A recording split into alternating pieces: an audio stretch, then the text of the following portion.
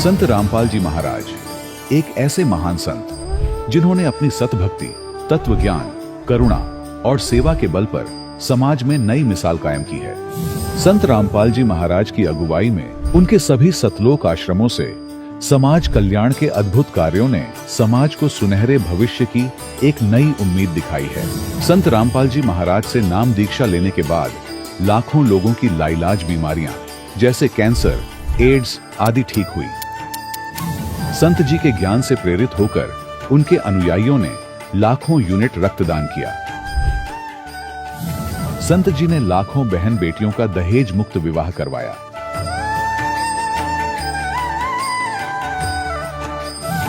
संत जी ने लाखों लोगों का नशा छुड़वाया, करोड़ों उजड़े परिवार बसे। संत जी के आश्रमों में समागम के दौरान निःशुल्क नेत्र चिकित्सा, दंत चिकित्सा प्रदान की जाती है।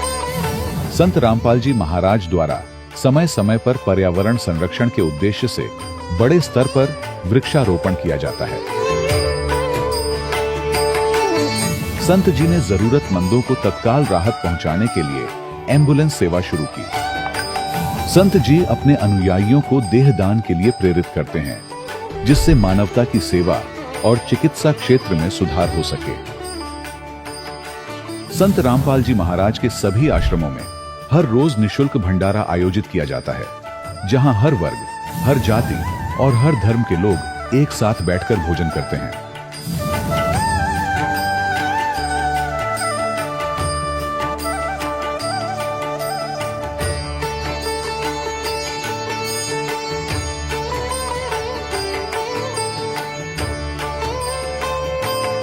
संत रामपाल जी महाराज के आश्रम में हजारों बुजुर्गों को सम्मान और प्यार के साथ जीवन जीने का अवसर मिलता है। उनके खाने, रहने और स्वास्थ्य की पूरी जिम्मेदारी संत रामपाल जी महाराज उठाते हैं। अनाथ बच्चों के लिए संत रामपाल जी महाराज के सभी आश्रम किसी वरदान से कम नहीं।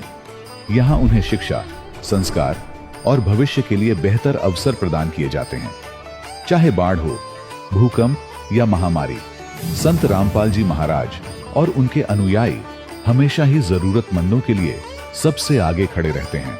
कोविड महामारी के दौरान संत रामपाल जी महाराज के आश्रमों से करोड़ों लोगों के लिए भोजन, दवाइयां और जीवन रक्षक सामग्रियां उपलब्ध कराई गई। चाहे गरीब की मदद हो या किसी शोषित और पीड़ित वर्ग के हक और सम्मान की लड़ाई, संत रामपाल जी महाराज ने हमेशा ही उनकी दबी आवाज को सरकारों तक पहुंचाया है और उन्हें उचित न्याय दिलवाने में अहम भूमिका अदा की है।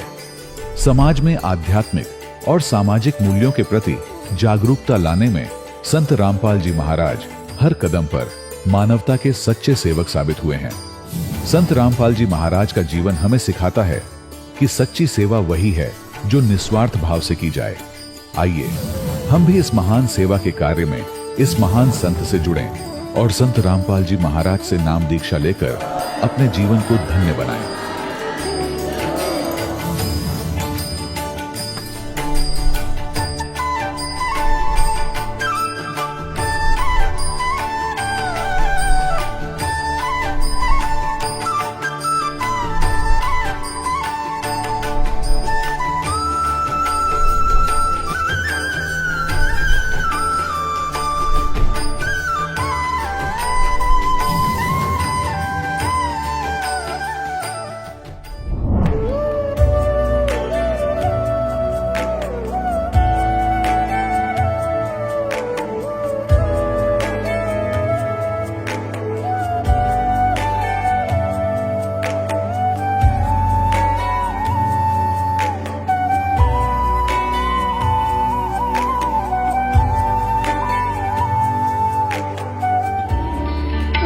परमात्मा को पाने तथा उसका वास्तविक लाभ प्राप्त करने के लिए पवित्र बाइबल में प्रमाण है कि प्रभु ने मनुष्य को अपना ही स्वरूप बनाया। 6 दिन में सृष्टि रचकर 7वें दिन विश्राम किया। कुरान शरीफ में प्रमाण है कि हजरत मोहम्मद को खुदा स्वयं कह रहे हैं कि मैंने तुम्हें उस परमात्मा की महिमा बताने के लिए भेजा है। वो परमात्मा कबीर है जिसने 6 दिन में सृष्टि रची तथा 7वें दिन तख्त पर जा विराजा। उसकी खबर किसी बाखबर से पूछकर तो देखो। कृपया अवश्य सुनिए जगत गुरु तत्वदर्शी संत रामपाल जी महाराज के अमृत वचन। सत साहिब दर्शकों, क्या हो जब मनुष्य अपने धर्म की सभी प्रकार की परंपरागत भक्ति साधनाएं करता हो, लेकिन फिर भी उसके जीवन से दुख और बीमारियां खत्म होने का नाम ही ना ले रही हों। ऐसे में सभी जगह से निराशा मिलने पर इंसान का भगवान से भरोसा उठ जाना स्वाभाविक हो जाता है। दर्शकों, कुछ ऐसी ही कहानी थी हरियाणा के रहने वाले रोहतास जी की। रोहतास जी ने बचपन से ही हिंदू धर्म में बताई गई हर प्रकार की भक्ति साधना को अपनाया, लेकिन अफसोस, इन सभी प्रयासों के बावजूद भी इन्हें ना तो किसी तरह की मानसिक शांति मिली और ना ही इनके जीवन की परेशानियां खत्म हुई। लेकिन दर्शकों, आज रोहतास जी का कहना है कि जब से मैंने संत रामपाल जी महाराज जी की शरण ली है और उनके द्वारा बताई गई शास्त्र अनुकूल भक्ति को अपनाया है, तब से मेरा जीवन पूरी तरह से बदल गया है। मेरे जीवन में वर्षों से चली आ रही बीमारियां पूरी तरह खत्म हो गई हैं। दर्शकों, क्या संत रामपाल जी महाराज के पास कोई चमत्कारी शक्ति है? आखिर इसके पीछे की सच्चाई क्या है? आइए सुनते हैं रोहतास जी की कहानी, उन्हीं की जुबानी। सर नमस्कार। सत्साई। सर क्या नाम है आपका? रोहतास दास। कहाँ से आए हैं? गुड़गांव। सर क्या काम करते हैं आप? मेरा लकड़ी का काम था। सर संत रामपाल जी महाराज के शरण में जाने से पहले आप क्या भक्ति साधना करते थे? पहले शिव जी की भक्ति करता था, कावड़ लेकर आया 8-10 बार, हनुमान जी के व्रत करता था, उनसे कोई फ़ायदा नहीं हुआ। सब देवी देवता पूज लिए, पितर सब कुछ, मतलब मैं इतना दुखी हो गया था, बहुत ज़्यादा दुखी था। मतलब ऐसा हो गया था कि मेरा खाने के लिए पैसे नहीं थे, इतना बुरा हाल हो गया था। परंतु सतगुरु रामपाल जी की शरण में आया हूँ, जब से कुछ मेरा थोड़ा बहुत सही काम चला है। और उनकी शरण में जब मैं आया हूँ, यहाँ पर मेरे खूब बीमारी थी, मैं बीमार रहता था, मेरी घरवाली थी वो भी बीमार रहती थी, लड़की थी वो भी बीमार रहती थी। परंतु यहाँ पर उनके जाड़ में दर्द हो गया था एक दिन, तो मैं यहाँ पर पालम बिहार में एक संदीप डॉक्टर है, वहाँ गए थे। वहाँ जाने के बाद संदीप जी ने बोला हमारे से, भाई ऐसे ऐसी बात है क्या? तो दुखी आदमी, जो भी आदमी दुखी होगा ना, वो हरदम अपना दुख रोता है, हरदम सब किसी के आगे दुख रोता है। और वो करते करते तो संदीप डॉक्टर ने ये बोला, भाई तुम एक काम करो, किसकी पूजा करते हो? मैंने बोला हम पितर वगैरह सब कुछ पूछते हैं, मुसलमान जो ये जो है मुल्ला वगैरह सब हमने टुंडा टोट के सब कुछ करके दी, परंतु कोई फ़ायदा नहीं हुआ। फिर उन्होंने बोला एक काम करो, तुम सब कुछ छोड़ दो और एक दिन मेरे साथ चलो सत्संग में। गुरु रामपाल जी महाराज आए हुए हैं, सतगुरु रामपाल जी, सतगुरु एकदम बिल्कुल मतलब वो है परमेश्वर है, उनकी शरण में जाओगे सब कुछ दुख दूर हो जाएंगे। जैसे हम उनसे लेके हम घर चले गए, दवाई लेके, जाड़ में दर्द था, और घर जाके सोच समझ के हमने जितने भी देवी देवता थे सब ले जाके हमने मंदिर में रख दिए, और दूसरे दिन इनके साथ चले गए। वो दिन है मार्च 2005 का टाइम है ये। उस दिन से आज तक हमारे मतलब जो हमने हमारा सब कुछ स्टार्ट हो गए, और आज हम उनकी शरण में इतनी दृढ़ विश्वास से हैं कि हमारा कुछ भी आज तक बाल भी बांका नहीं हुआ है अब तक। सर संत रामपाल जी महाराज की नाम दीक्षा लेने के बाद आपको और क्या लाभ मिले? पहला लाभ तो ये था कि हम बिल्कुल दर दर की ठोकर खा के, हमारे पास एक पैसा नहीं था, लड़की की शादी करने के लिए मेरे को मकान बेचना पड़ा। मैं यहाँ पर आया था बहादुरगढ़ से, यहाँ पर मेरे पास एक पैसा नहीं था, मकान बेच के यहाँ आया था, और यहाँ 2-3 साल रखने जब गुरु जी के शरण में आया हो ना, शरण में आने के बाद से गुरु जी की ऐसी दया हुई, अगर एकदम तो प्लाट लिया गया, 100 गज का प्लाट लिया गया। फिर लड़की की शादी करनी थी, पैसा नहीं था, मैं छोटे मोटे काम करता था, एकदम ही मेरे पास एक क्रेडिट कार्ड था, वहाँ से फ़ोन आ गया, 1.5 लाख के 2 चेक वहाँ गए। फिर एक महीना 20 दिन के बाद एक 60-70 हज़ार का एक चेक और आ गया। 2-3 मेरे रेंट के काम, प्रॉपर्टी के काम करता था छोटे मोटे, तो 2-4 केस, एक साल के अंदर 10-12 लाख रुपए गुरुजी ने मेरे को दिए। अब मैं उनका इतना वो गुण गाता हूँ, मेरे तो परमेश्वर सब कुछ भगवान, और वो सब कुछ मेरे सतगुरु रामपाल जी महाराज, और कोई नहीं मेरा। सर संत रामपाल जी महाराज से नाम दीक्षा क्यों लेनी चाहिए? शारीरिक लाभ के लिए या मानसिक लाभ के लिए? शारीरिक लाभ भी हैं, आर्थिक लाभ भी हैं, सब कुछ लाभ हैं, और एक सबसे बढ़िया है मोक्ष, जो कि मोक्ष का जो नाम है, मोक्ष मिलता है, वो सबसे बढ़िया है, और इनसे दुनिया में कुछ नहीं है, मोक्ष के सिवा और कुछ नहीं है। सर कुछ लोगों का मानना है कि संत रामपाल जी महाराज अन्य धर्मगुरुओं की निंदा करते हैं, आप क्या कहना चाहेंगे? गुरुजी निंदा नहीं करते, वो तो एक सामने एक शीशा दिखाना चाह रहे हैं कि भाई ये चीज़ ये है, ये 500 का नोट, खुद गुरुजी बताते हैं कि ये 500 का नोट है, भाई ये नकली है ये असली है, वो चीज़ बता रहे हैं, वो उसको बुरा मानते हैं। अगर वो ऐसे ही समझ के और वो समझ जाएं तो फिर ये सारे सृष्टि का उद्धार भी हो जाएगा, नहीं तो ये दुख पाएंगे अपने आप को। सुना जाता है कि संत रामपाल जी महाराज से नाम दीक्षा लेने के लिए पैसे लिए जाते हैं, आपने कितने पैसे दिए? सर हमने तो कोई एक पैसा भी नहीं दिया, हमने आज तक यह उन बल्कि जब हम गए तो हमारे को किताबें और सब कुछ प्रसाद वगैरह सब कुछ खाना पीना सब कुछ फ्री है, कोई पैसा नहीं लिया जाता हुआ था। ये सब लोग अफवाह उड़ाते हैं जो भी होते हैं, जो कहते हैं, कोई पैसा नहीं। सर जैसे बाहर पैम्पलेट्स बांटे जा रहे थे उसमें एक पर्सन था कि पूर्ण गुरु की शरण में जाने से ही मुक्ति संभव है। सर आपके अनुसार पूर्ण संत की क्या पहचान है और कैसे? इस सृष्टि के ऊपर पूर्ण संत रामपाल जी महाराज के सिवा और कोई पूर्ण संत नहीं है। क्यों? ये सारी शास्त्रों में जो विधि है वही बताते हैं, और इस सृष्टि पे जो है सारे जो भी हैं इनमें कोई किसी को कुछ पता नहीं है, खामखा अपनी बातें करते हैं और इनको गुमराह करते हैं। लोगों को अपने पास लिए बैठे हैं तो कई कई लाखों, और उनको गुमराह करते हैं, उनका जीवन नाश कर रहे हैं। सर हिंदुस्तान में बहुत सारे धर्मगुरु हैं, आपने संत रामपाल जी महाराज की नाम दीक्षा क्यों ली? ये तो एक बहुत वो है कि क्यों संत रामपाल जी महाराज का जो ज्ञान है वो ऐसा है जिससे कि आदमी को जो हमारा आर्थिक और स्वार्थ सब कुछ है, ऐसा फायदा है, तो हमारे लिए उनके लिए उनके सिवा और कोई कुछ नहीं है। सर संत रामपाल जी महाराज किस धर्म को श्रेष्ठ मानते हैं? उनके धर्म तो सारे एक ही है, उनको हिंदू मुस्लिम सिख ईसाई आपस में सब भाई भाई ये बताते हैं। वो थोड़ी कहते हैं कि धर्म कोई अलग है, सारे एक ही धर्म है। वो ये धर्म का और कुछ कोई किसी के बारे में नहीं बोलते। वो तो सर आप भक्त समाज को क्या संदेश देना चाहते हैं? भक्त समाज को तो मैं कहता हूँ ये इस टाइम सृष्टि के ऊपर जो भी हमारे सतगुरु रामपाल जी महाराज आए हुए हैं ये साक्षात भगवान है, इनकी शरण में आओ और अपना भला करो। सर जो लोग संत रामपाल जी महाराज से जुड़ना चाहते हैं वो संत रामपाल जी महाराज से कैसे जुड़ सकते हैं? टीवी चैनल पे एक सत्संग आता है और उन पर नीचे एक हेडलाइन आती है, उसके ऊपर नंबर आते हैं, वो देखें और ज्ञान गंगा पुस्तक लें, उस पर देखें और इनसे नामदान लें। जैसा कि संत रामपाल जी महाराज के आश्रम में लोग जाते थे, उनके आशीर्वाद से लोग ठीक हो जाते थे, तो क्या अभी भी लोगों को वैसे ही लाभ हो रहे हैं जैसे संत रामपाल जी महाराज के आशीर्वाद लेने से होते थे?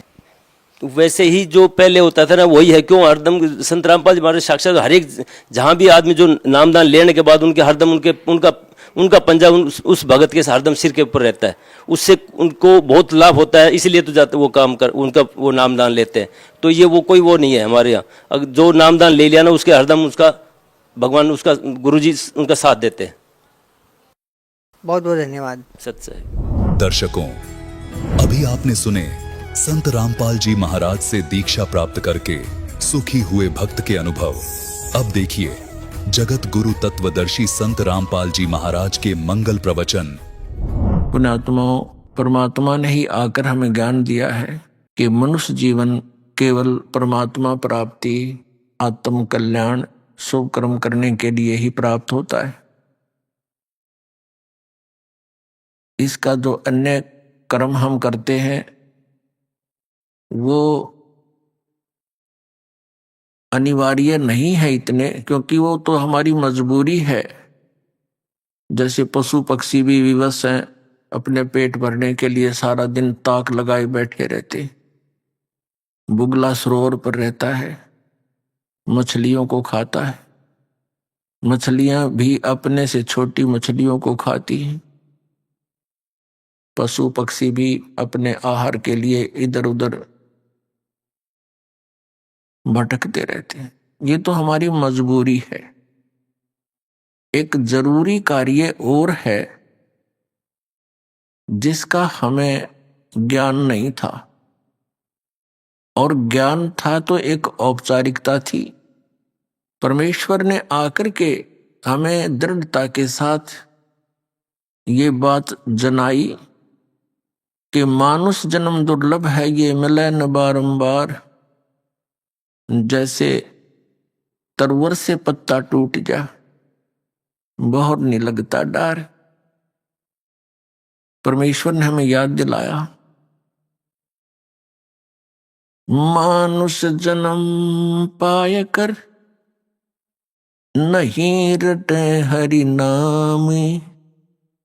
जैसे कुआ जल बिना फिर बनवायो क्या काम।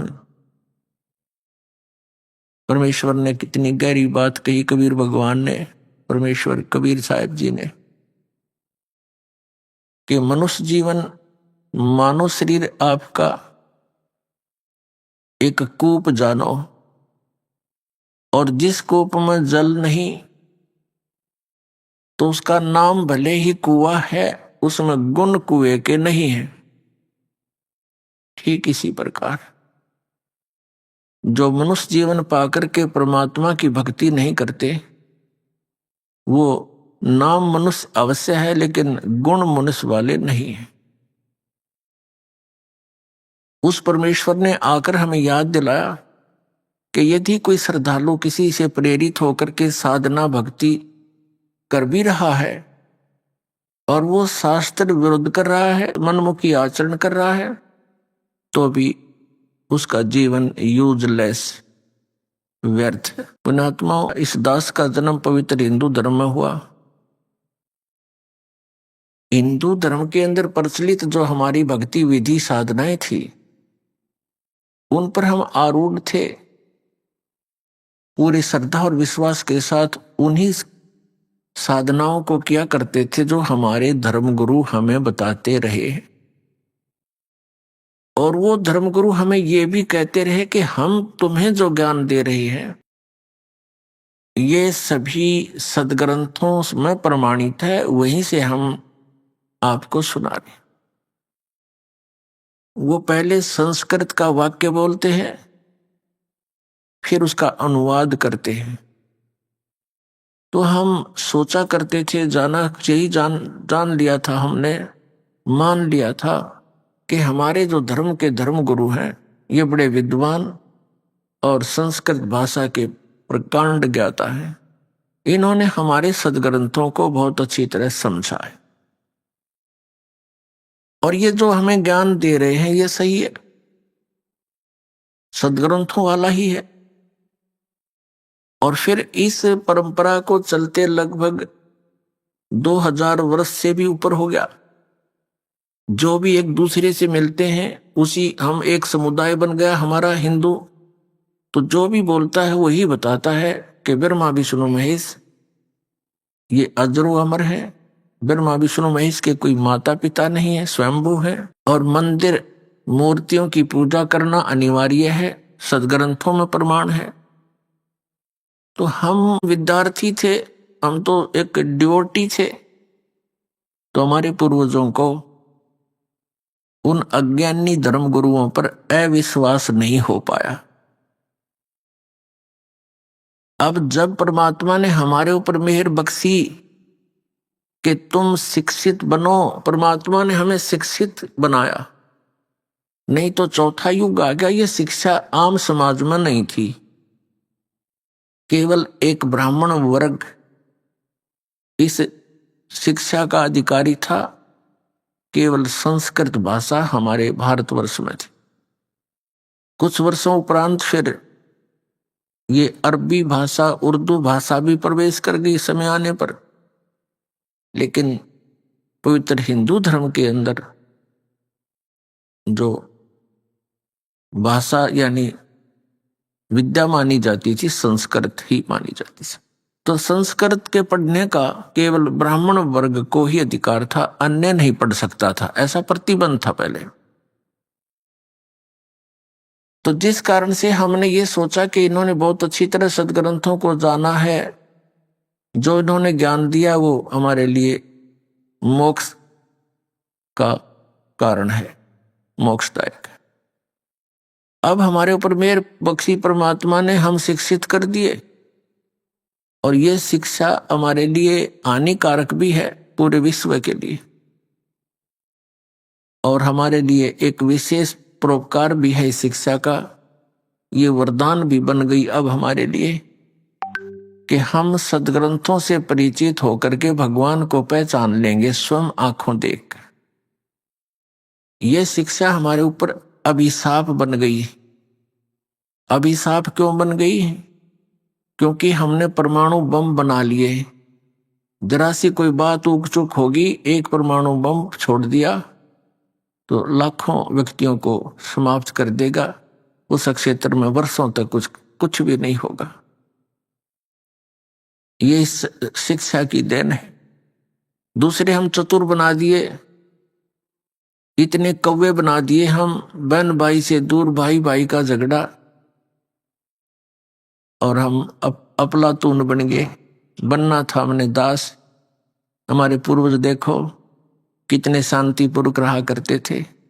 2 रोटी भगवान देता, झोंपड़ियों में रहा करते थे, कच्चे पक्के मकान बना करके शांत रहते थे। उनका जो पिछला दास को ने तो बहुत देखा है, क्योंकि 61वां वर्ष चल रहा है। उससे पहले के जितने भी बुजुर्ग देखे, कितना शांत स्वभाव होता था, निष्कपट होते थे, एक दूसरे की मदद के ऊपर तत्पर रहते थे। ऐसा दुराचार व्यभिचार नहीं था जो वर्तमान में आग लगी पड़ी है पूरे मानव समाज में। तो ये शिक्षा का अभिशाप है हमारे, लेकिन ये अब वरदान बनेगी। परमात्मा ने इसका देना अनिवार्य समझा, इसलिए अब ये प्रदान की। नहीं तो पहले 4 युग हो गए, हमें से अपना काम चल रहा था, ठीक है, टाइम पास ही तो करना था। इस संसार में देखो, गुरुजन होते हैं, गुरु का अर्थ यही होता है कि वो अपने सिलेबस को स्वयं जाने, फिर विद्यार्थियों को सरल करके समझावे। ये इन गुरुओं का काम होता है। तो हमारे धर्मगुरु ये नकली थे, ये अज्ञानी थे कलयुग के। इन्होंने हमारे सदग्रंथों को समझा नहीं, अपने सिलेबस से ये परिचित नहीं थे, जिस कारण से हम विभाजित होते चले गए। कहीं हिंदू बन गए, कहीं मुसलमान बन गए, कोई सिख बन गया, कोई ईसाई बन गया। और उसके बाद अब देखो, कलयुग के इस थोड़े से ही समय में 100-150 वर्ष के अंदर ही कितने पंथ बना दिए, इनका कहीं नामो निशान नहीं था। तो इस काल भगवान ने इन नकली गुरुओं के कारण, जो ना वेदों को समझ सके, ना पुराणों से परिचित, ना गीता से परिचित, इन्होंने लोक वेद सुना के हमें इतना कर्मकांड में फंसा दिया। आम व्यक्ति भी चिंतित हो गया, दुखी हो गया इनके कर्मकांड को करते करते। तो पुण्यात्माओं, इस समस्या का समाधान करने के लिए स्वयं परमेश्वर आए। ये परमात्मा चारों युगों में आते हैं। ये हमारे पिता हैं, ये हमारे हमदर्द हैं, ये हमारे मूल मालिक हैं। हम इनकी संतान हैं। अपनी संतान की चिंता माता पिता को ही हो सकती है। दूसरे ठीक है, नेक आत्माएं हैं, थोड़ी बहुत देर हमदर्दी दिखा सकते हैं, लेकिन परमानेंटली वो उनके साथ नहीं रह सकते। तो इसी प्रकार उस परमेश्वर ने हम पर रहम आया कि मेरे बच्चे बहुत दुखी हो गए, इन्होंने गलती तो की थी बड़ी भयंकर, फिर भी कहते हैं माता पिता बच्चों के सैकड़ों अवगुणों को भी माफ करने को तैयार रहता है, यदि वो सुधर जाते। तो उसी दृष्टिकोण से परमात्मा यहाँ आते हैं कि हो सकता है इनकी बुद्धि ठिकाना आगी होई बे, और ये मान जाए मेरी बात को और चल पड़े सतलोक को, जहाँ इनको कोई कष्ट नहीं, कोई दुख नहीं, कोई जन्म और मृत्यु नहीं। अब पुण्यात्मा, इस काल भगवान ने ऐसा कमाल कर दिया, ये नकली पंथ चलवा दिए, सतलोक की महिमा गाने वाले और भक्ति बताने वाले। इनको सतलोक का पता नहीं, इनको उस परमात्मा की भक्ति विधि का ज्ञान नहीं, और करोड़ों व्यक्तियों को गुमराह करके शांत बैठा दिए, निश्चिंत कर दिए। क्योंकि एक परंपरा पड़ेगी 100 वर्ष 150 वर्ष से, जो 50-60 वर्ष से कोई पंथ चल पड़ा, तो उसके बच्चे तो अपने माता पिता के साथ बचपन से ही वहां जाते रहते हैं, आते रहते हैं, जैसा भी उन्होंने ज्ञान दिया उसको ग्रहण कर लिया, नो ऑब्जेक्शन। जैसा कि हम हिंदू धर्म में जन्म होने के कारण हम अपनी परंपरागत साधनाओं को माता पिता के साथ जहाँ भी मंदिरों में जाते, तीर्थों पे जाते, हम उन्हीं को फाइनल मान लिया था और संतुष्ट थे। तो ये इतनी जटिल समस्या कर दी इन अज्ञानी ऋषियों ने, महर्षियों ने, गुरुओं ने, मंडलेश्वरों और इन आचार्यों ने, कि हमारे ये समझ में नहीं आ रहा कि कौन ठीक है कौन गलत है। सब अपनी अपनी डफली पीट रहे हैं। कोई कहता इन 5 नामों से मोक्ष है, कोई कहता हरे राम हरे कृष्ण से मोक्ष है, कोई कहता 3 नाम है, कोई 5 नाम बताता, ओंकार, निरंकार, ज्योति, निरंजन, ये सतनाम आदि। कोई अकाल मूर्त सब स्वरूपी राम सतपुर ये मंत्र दे रखे बच्चों के खिलौने। ये कई प्रमाण नहीं, किसी संत के इतिहास में नहीं जिन्होंने भगवान पाया हो, ना किसी ग्रंथ में, ना संत मते के इतिहास में संत मता परमेश्वर कबीर साहब से चला। और ये सब संत मानते हैं, पंथ मानते हैं कि कबीर साहब से पहले संत मता नहीं था। वो 600 वर्ष पहले से संत मता और ये 100 वर्ष पहले से चला हुआ अपना मन मता मनमुखी साधनाएं कर रहे हैं ये लोग। तो इन सब का निवारण करने के लिए परमात्मा को स्वयं ही आना पड़ता है। अभी जो जितने भी गुरु हैं, धर्मगुरु हैं, आचार्य हैं, शंकराचार्य हैं या कोई और मंडलेश्वर महंत है, ये परमात्मा के बच्चे बहुत अच्छे बच्चों में से हैं, यानी पुण्य आत्माओं में से हैं। और ये धनी थे भक्ति के, और ये काल भगवान का फंस गए। इस काल भगवान ने इनको अपने कब्जे में ले लिया, इनको इतना मिसगाइड और प्रभु बना दिया, इतना इनको मिसगाइड कर दिया, भ्रमित कर दिया, अज्ञान बरवा दिया। और फिर इनका रिमोट अपने हाथ में रखता है। तो इन पुण्यात्माओं ने करोड़ों जीवों को अपने सदग्रंथों से हटकर लोक वेद सुना दिया। आप भी पाप के भागी बने, भगवान के बच्चों को मिसगाइड करने का इन्होंने भार सिर पर ले लिया। इनकी वो दुर्गति होगी, आगे चलकर देख लेना पुण्यात्मा। आप तो अभी नहीं समझ पाओगे इस अध्यात्म ज्ञान को, क्योंकि दास इस मार्ग का मास्टर है, अच्छी तरह इस सदग्रंथों को समझा है, परमात्मा ने ज्ञान दिया है, दिव्य दृष्टि यानी दास का ज्ञान योग खोला है। आगे चल के इन नकली गुरु मंडलेश्वरों, आचार्यों, शंकराचार्यों की वह दुर्गति होगी, इनको नरक में ठोका जाएगा। क्योंकि परमात्मा के विधान को त्याग कर अपना मता चलाना, ये संविधान तोड़कर चलने वाली बात है। तो संविधान का उल्लंघन करने वाला वो पाप का भागी और दंड का अधिकारी होता है। पुण्यात्माओं, परमेश्वर ने कहा है कि 9 मन सूत उलझिया, ये ऋषि रहे झकमार, और सतगुरु ऐसा सुलझा दे, उलझे ना दूजी बार। कबीर परमेश्वर जी कपड़ा बुना करते थे, सूत होता था एक रील धागे की, वो इतनी मोटी हुआ करती, और वो धागा यदि उलझ जाता तो उसको सुलझाना बड़ा कठिन होता था। एक तो ये ध्यान रखना पड़ता था कि ये इसमें कोई कट ना हो जा, कट लगने से फिर गांठ पड़ेगी, गांठ पड़ने से वो रेजा ठीक कपड़ा बना नहीं, और फिर उसकी कीमत नहीं मिले, वह दिहाड़ी मिला नहीं। जिस कारण से जुलाहे बहुत सावधानी से उनको सुलझा करते थे। यदि 1 किलोग्राम सूत यानी 1 सेर सूत उलझ जाता तो 2-3 दिन लग जाते थे उसको सुलझाने में, तो उनकी 2-3 दिन की दिहाड़ी व्यर्थ जाती थी। और परमात्मा कहते हैं कि ये तो 9 मन सूत उलझा दिया, 1 मन में 40 सेर, 40 किलोग्राम। कहते इतना सूत उलझा दिया, यो अध्यात्म मार्ग का 9 मन सूत उलझिया, ये ऋषि रहे झकमार, और सतगुरु ऐसा सुलझा दे, उलझे ना दूजी बार। अब परमात्मा कबीर परमेश्वर जी वही लीला करने आते हैं, एक तत्वदर्शी संत की, एक सतगुरु की। पुण्यात्माओं, यह अध्यात्म मार्ग है। आप इस अध्यात्म मार्ग के विद्यार्थी हो, आप स्टूडेंट हो, ये दास टीचर है।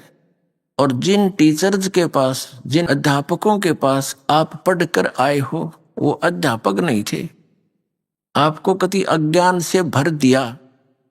अब एक तो दया करना इस दास पे कि जो दास बोल रहा है उस बात को हृदय में समा लेना। समय बहुत थोड़ा है। परमात्मा कहते हैं कलयुग में जीवन थोड़ा है, भाई कर ले बेग संभार, यानी जल्दी संभल जा। और योग साधना या हठ योग और कान बंद करके कहते ये नहीं बने, केवल नाम आधार। आप जी ने जो ज्ञान सुना हुआ है वो बिल्कुल व्यर्थ है, उससे आप रंगे हुए हो। तो अब दास चाहता है कि आपको ABC से शुरू करेगा, क्योंकि एक सामूहिक एक शिक्षा स्थल है ये। इसमें प्रथम कक्षा के बच्चे भी आते हैं, प्रथम बार श्रोता भी आते हैं, और वो बच्चे भी, वो भी भक्त होते हैं जो बहुत दिनों से लगे हुए हैं। तो ये कैसा सत्संग किया जाता है जो सबके लिए सामूहिक असर करेगा। पहले वालों को भी ज्ञान बताया जाएगा, और जो पुराने बच्चे हैं, भक्त हैं, बहन बेटी हैं, उनको भी इसी के माध्यम से संदेश दिया जाएगा परमेश्वर का।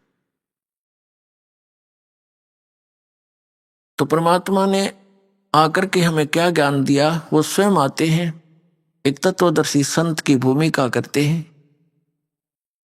अपने आत्माओं, हमारे पुरातन ग्रंथ हैं, पवित्र चारों वेद, पवित्र श्रीमद् भगवत गीता, पवित्र 18 पुराण और महाभारत आदि, ये सबसे पुरातन ग्रंथ हैं अपने मानव समाज के। उसके बाद फिर अलग से, जैसे ईसाई धर्म, ईसा जी के पद चिन्हों पर चलने वालों को ईसाई कहने लगे। उन लोगों ने इन ग्रंथों को नहीं जाना। जो भी संदेश उनको आकाशवाणी से या किसी फरिश्ते से प्राप्त हुआ, उसी को सत्य मानकर उन्होंने आगे प्रचार प्रारंभ कर दिया। उनके आधार से फिर उनके अनुभव और आने वालों के अनुभव से एक पुस्तक बन गई, पवित्र पुस्तक, जैसे पवित्र बाइबल ग्रंथ कहा जाता है। और इसी प्रकार मुसलमान धर्म का जो ग्रंथ है कुरान शरीफ, ये भी हजरत मोहम्मद जी को, जो मुसलमान धर्म का प्रवर्तक माना जाता है, इनको जैसे कोई फरिश्ता आया, उसने ज्ञान सुनाया, आकाशवाणी हुई, या कुछ वे बोलते थे, वे आती हैं। वे कैसे आती हैं? जैसे कोई हजरत मोहम्मद कपड़ा ओढ़ कर लेट जाते थे और अंदर से फिर उसके शरीर से कोई आवाज आती थी, वो लिपिबद्ध की जाती थी, उसको वे बोलते। हम उसको कहते हैं जैसे काल भगवान श्री कृष्ण में प्रवेश करके गीता बोल गया, ऐसे ही कोई फरिश्ता उसमें प्रवेश करके इस कुरान शरीफ का ज्ञान देकर चला गया, उनको लिपिबद्ध किया गया। तो हाँ, हम अब क्या हुआ कि हमारे जो पुरातन ग्रंथ थे, वेद और गीता पुराण, ये संस्कृत भाषा में थे। संस्कृत भाषा को केवल एक ही वर्ग के पढ़ने का आदेश था, एक ही वर्ग इसको पढ़ सकता था, ब्राह्मण, जैसा कि आपको पहले बताया। तो वो इस अध्यात्म ज्ञान से परिचित नहीं थे, संस्कृत अवश्य जानते थे, अच्छे ज्ञाता थे, व्याकरण भी अच्छी शुद्ध बोलते थे, उच्चारण पर ही ज्यादा जोर देते थे, शास्त्रार्थ उनके आपस में ही होता था। किसी ने अशुद्ध व्याकरण भी बोल दिया, उसी पर ताड़ी पीट देते थे, उसको पराजित था और विजयी ऐसे ही किया जाता था। श्रोता जो होते थे वो अशिक्षित होते थे, जो संस्कृत भाषा जानते नहीं, और दो संस्कृत के ज्ञाता विद्वान कहलाने वाले बैठ करके आपस में अपनी संस्कृत में ही भाषा बोला करते थे, शुद्ध उच्चारण के साथ। और जिसने अत्यधिक संस्कृत बोल दी, डाटा नहीं डटा, जिसने घनी घोट रखी हो, तो श्रोता उसको विजयी कर देते थे ताड़ी पीट कर, और वो विजयी सिद्ध हो जाता था, चाहे वो किसा अज्ञानी हो। ऐसे ये एक दूसरे में मंडलेश्वर सिद्ध हो गए, और इनको कख नहीं पता था अध्यात्म मार्ग का। तो आज दया करी भगवान ने, प्रथम तो ये रजा करी कि हमें शिक्षा दी जो कि ना देनी चाहिए थी, वो भी देनी पड़ी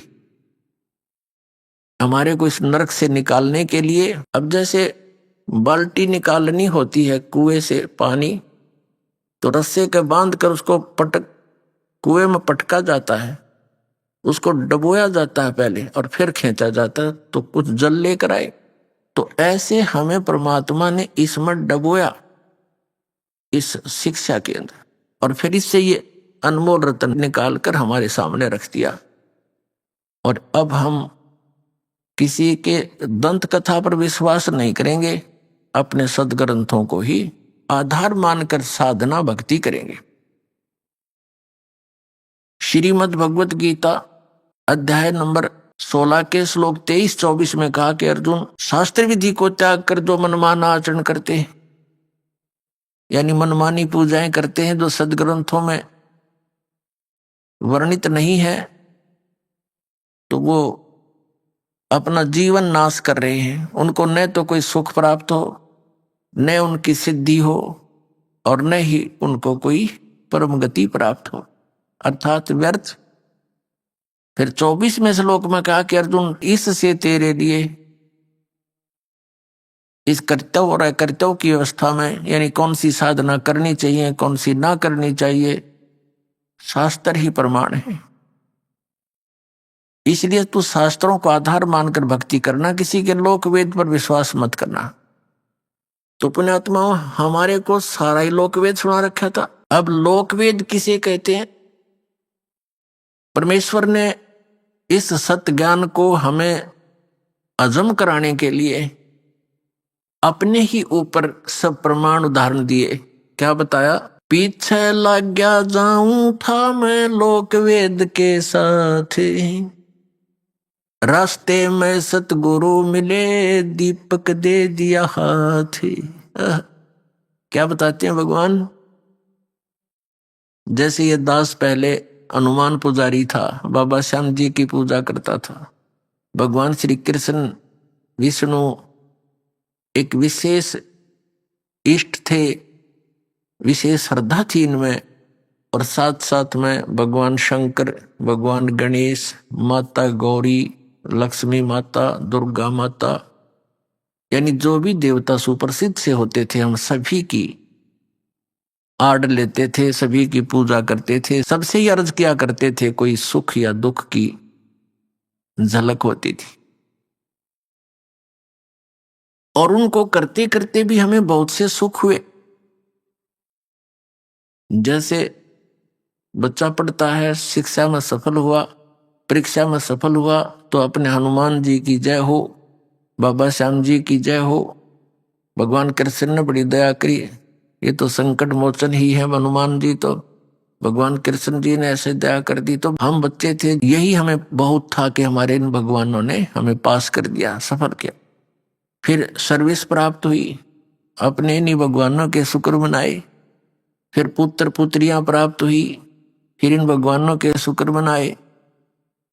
और ऐसे सुख जो हो रहे थे, हम सोच रहे थे ये भगवान श्री कृष्ण, भगवान विष्णु, भगवान हनुमान जी और बाबा श्याम जी दे रहे हैं। तो अब बच्चे समझदार हो गए हैं इस ज्ञान के, दास के तत्व ज्ञान से। तो अब बहुत से समझदार होकर के कुछ एक दूसरे से डिस्कस भी करते हैं।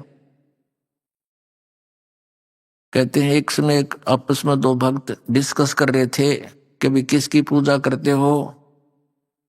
एक कहने लगा मैं बाबा हनुमान जी की, लाल लंगोटे वाले की।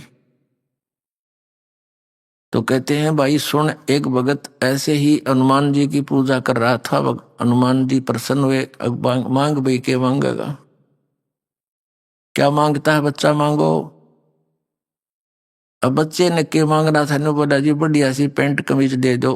ने बोला भाई मैं लंगोट मरूं, तेरे तो कहां से लाऊंगा, मैं ही एक लंगोट में टाइम पास करता हूं, आपके लिए कहां से लाऊं मैं। और हनुमान जी ने ये कहा था कि भाई राम की भक्ति करो, किसी और की नहीं। तो पुण्यात्माओं, ऐसे ही आप समझना ना, भगवान श्री राम ने कभी कहा मेरी भक्ति करो, वो स्वयं भगत थे। ना श्री कृष्ण जी ने कभी कहा मेरी भक्ति करो, वो स्वयं भगत थे, भक्ति करते थे। राम कृष्ण से कौन बड़ो, उन्हों भी गुरु की ने, तीन लोक के वे धनी, गुरु आगे अधीन। परमात्मा कबीर साहब कहते हैं कि सभी रामचंद्र को भजत हैं, जान मुक्ति को धाम। और रामचंद्र ने वशिष्ठ गुरु किया और उनको दिया उसने ओम नाम। अब कितनी गहरी बात कही है कि ये और तो श्री रामचंद्र जी की भक्ति करें, अकियो मोक्ष करेगा। अपने मोक्ष के लिए श्री रामचंद्र जी ने वशिष्ठ गुरु जी से दीक्षा ली, उसने उसको ओम नाम दिया कि इसका जाप कर तू, तो ये रामचंद्र जी आपको कैसे मोक्ष दे देगा। तो इस तरह के परमात्मा ने आकर के ये उदाहरण, अनमोल ज्ञान, सूक्ष्म वेद प्रदान किया। परमेश्वर ने जो अपने मुख कमल से ज्ञान कहा, स्वयं आकर के उसको सूक्ष्म वेद बोलते हैं, उसको पांचवा वेद कहते हैं, उसको सच्चिदानंद घन ब्रह्म की वाणी कहते हैं। तो पुण्यात्माओं, जो प्रसंग चल रहा है कि परमात्मा ने कहा कि पीछे लग गया जाऊं था लोक वेद के साथ, रास्ते में सतगुरु मिल गए, ये दीपक दे दिया हाथ। अब अंधेरे में जा रहे थे, दिशा मिली नहीं, क्योंकि हम भक्ति के सफर के हम यात्री हैं और हम जिस भक्ति वाले सफर पर चल रहे थे, हम जैसे भी साधनाएं कर रहे थे, आगे चलकर परमात्मा यानी सतगुरु मिल गए। उन्होंने हमें तत्व ज्ञान रूपी दीपक दे दिया।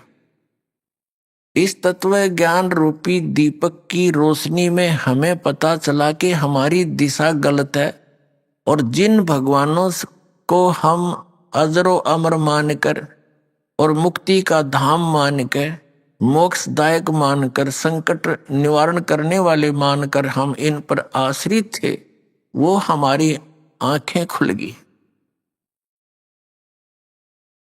अब जैसे श्रीमद् भगवत गीता अध्याय नंबर 2 के श्लोक नंबर 46 में कहा कि अर्जुन, बहुत बड़े जलाशय की प्राप्ति के उपरांत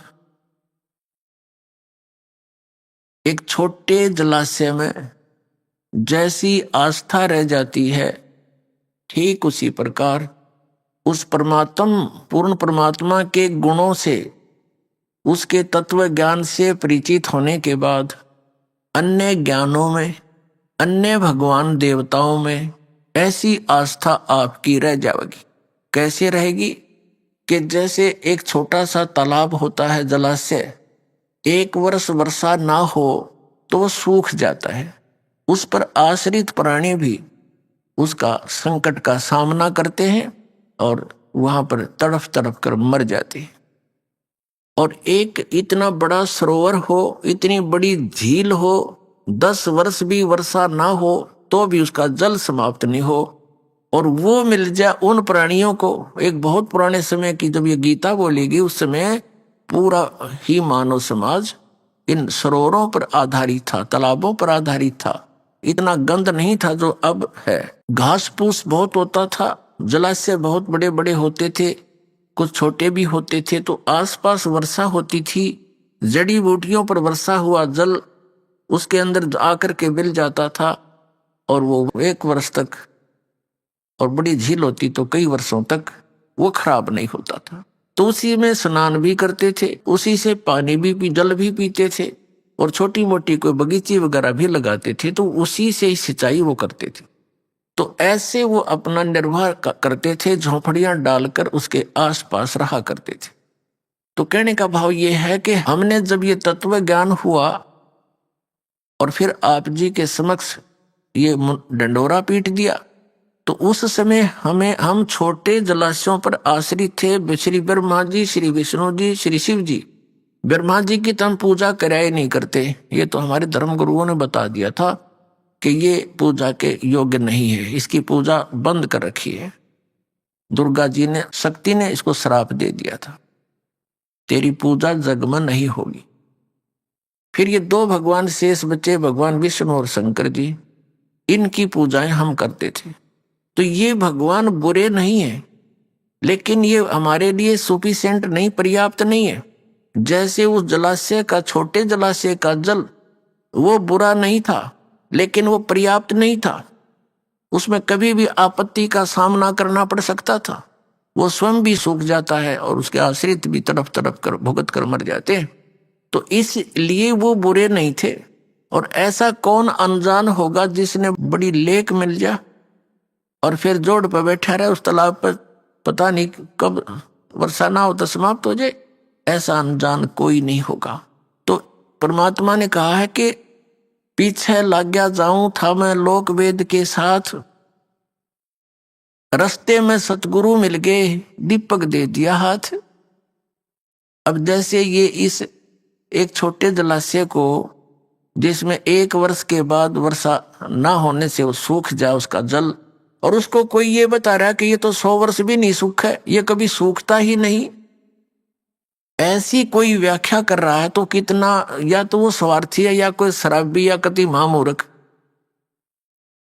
1 वर्ष वर्षा ना हो उस जलाशय सूखने वाले को कोई ये कहे कि 100 वर्ष वर्षा ना हो तो बिना सूखते, ये तो ऐसा जलाशय है। तो ये इस 3 टाइप का व्यक्ति हो सकता है, या तो कति अज्ञानी, या कहीं कोई भांग पी रहा है, या कोई बकवादी है, स्वार्थी है कि यहीं पड़े रहे, तेरी दुकान चलती रहे। तो पुण्यात्मा, हमारे धर्म गुरुओं ने हमारे साथ ऐसा कर रखा था, पवित्र हिंदू धर्म के इन आचार्यों और शंकराचार्यों और इन गुरुओं ने, ब्राह्मणों ने।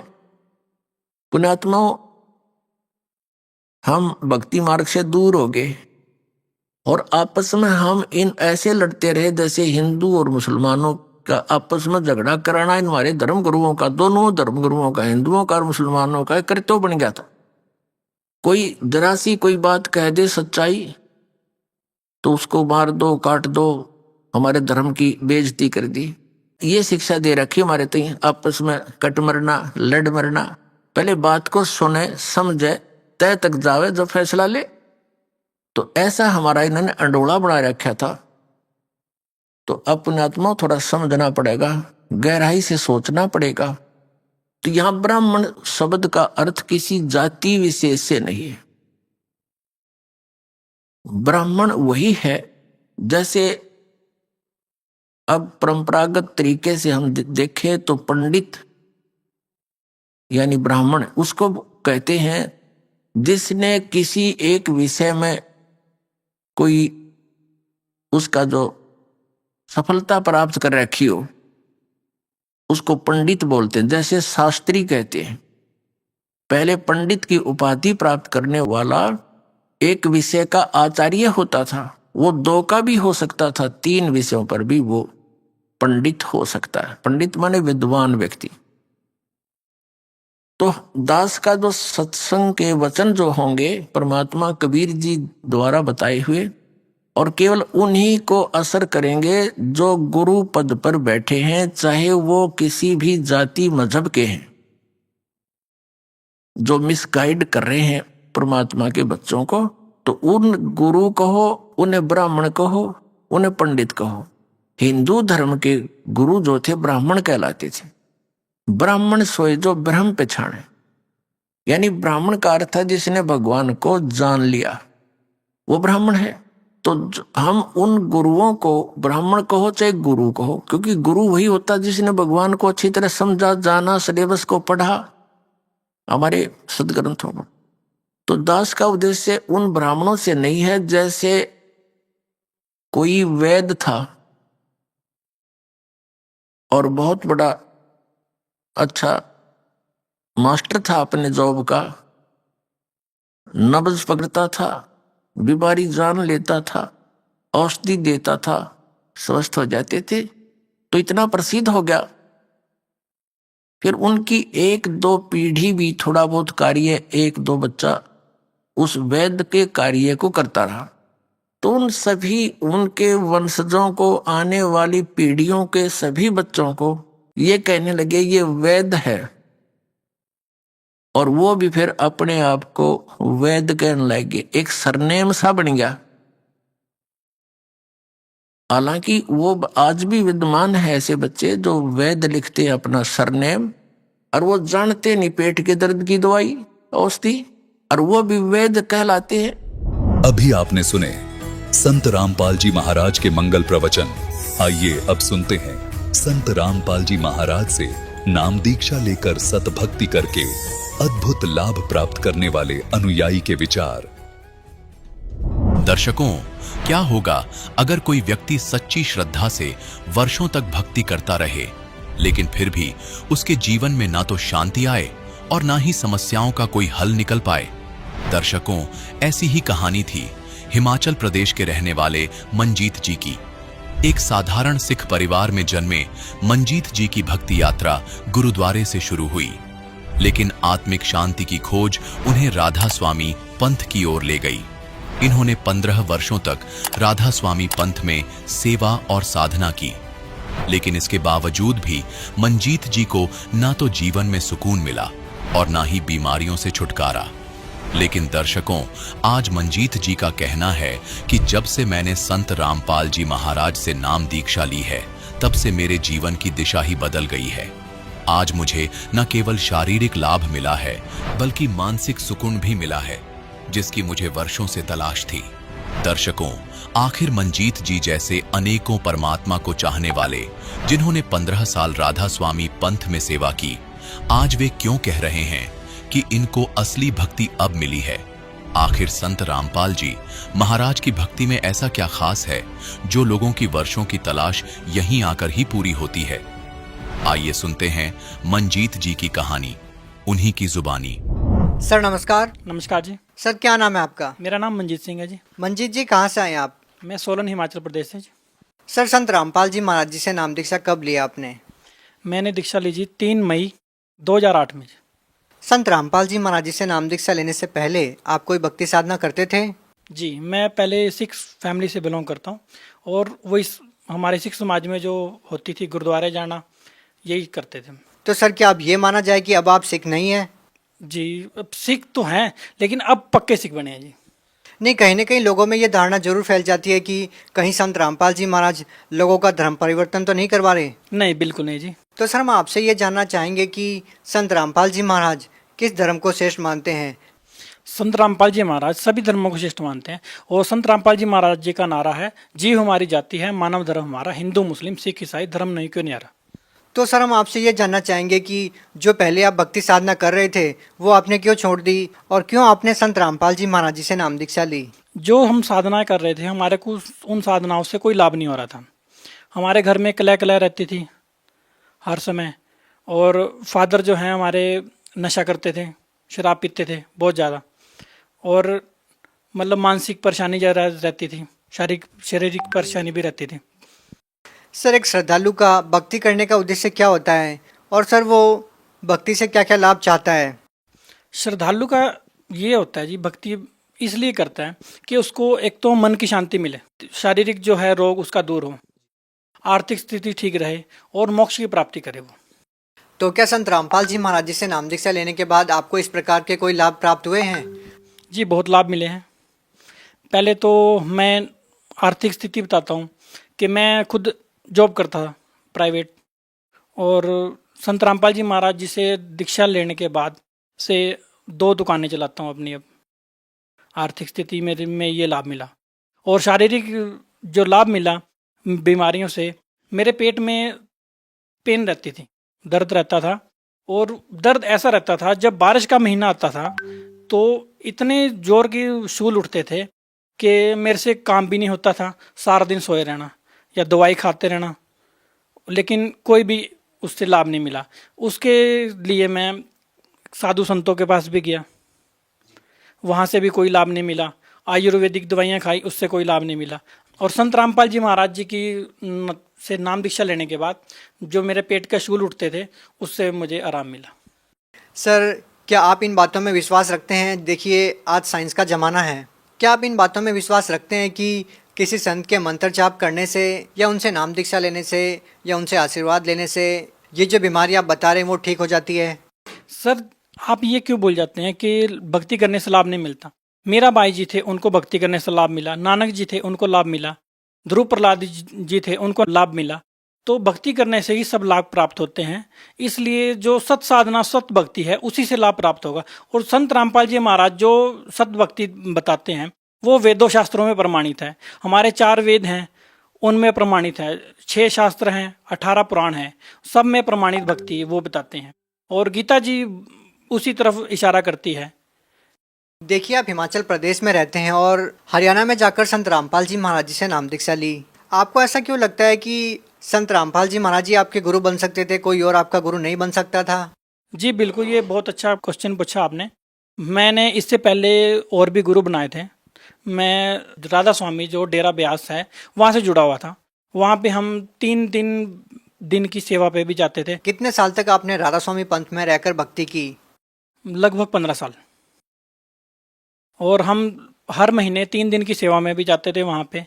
और जो उनकी बताई साधना थी वो साधना करते थे, लेकिन उससे हमारे को कोई लाभ नहीं हुआ। सर देखिए, आपने 15 साल तक राधा स्वामी पंथ में रहकर भक्ति की, जो कि सैकड़ों सालों से चला आ रहा पंथ है। उसके बाद आपने संत रामपाल जी महाराज जी से भी नाम दीक्षा ली। सर, दोनों ही संतों की भक्ति में सबसे बड़ा फर्क आपको क्या लगा? सबसे बड़ा फर्क ये लगा जी, राधा स्वामी पंथ में जो भक्ति बताते हैं उसमें बताते हैं कि जी परमात्मा निराकार है और आत्मा यहाँ से जब जाएगी सतलोक तो ऐसे जैसे बूंद समुद्र में बूंद समा जाती है, ऐसा है। और जो संत रामपाल जी महाराज जी ने जो हमारे को साधना भक्ति विधि बताई है, वेदों अनुसार बताई है। वेदों में लिखा है कि परमात्मा साकार है और परमात्मा जो है सारे पाप कर्म काट देता है। और जबकि जो राधा स्वामी पंथ है वो कहते हैं कि जो पाप कर्म जो हैं वो तो आपको भोगने ही पड़ेंगे। जब हमारे को पाप कर्म भोगने ही पड़ेंगे तो हम भक्ति क्यों करेंगे? हमारे को भक्ति करने का लाभ क्या है?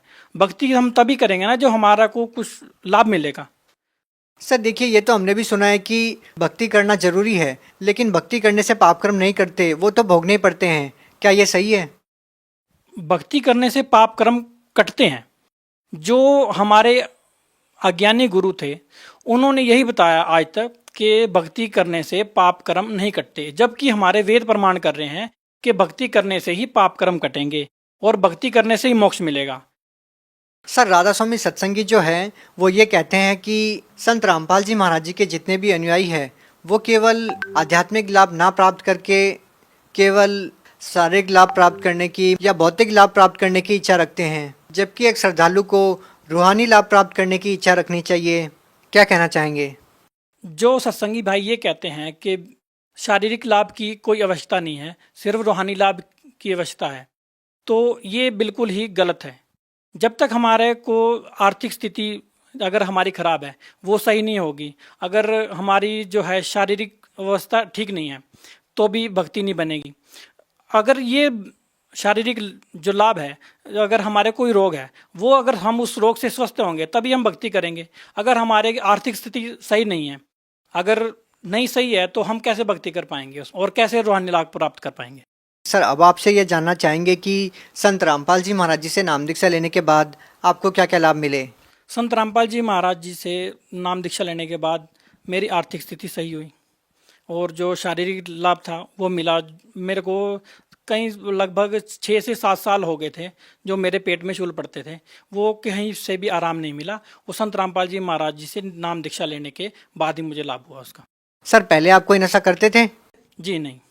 सर, भगत समाज को क्या संदेश देना चाहेंगे? भगत समाज को ये संदेश देना चाहूँगा कि संत रामपाल जी महाराज जी की शरण में आओ, इनका ज्ञान समझो। टीवी में संत रामपाल जी महाराज जी का सत्संग आता है, उसको सुनो, गहराई से सत्संग 10 दिन 15 दिन महीना उस ज्ञान को समझो और ज्ञान समझ में आएगा वो अपने आप इस भक्ति को ग्रहण करेंगे। जी धन्यवाद। सत्सा है।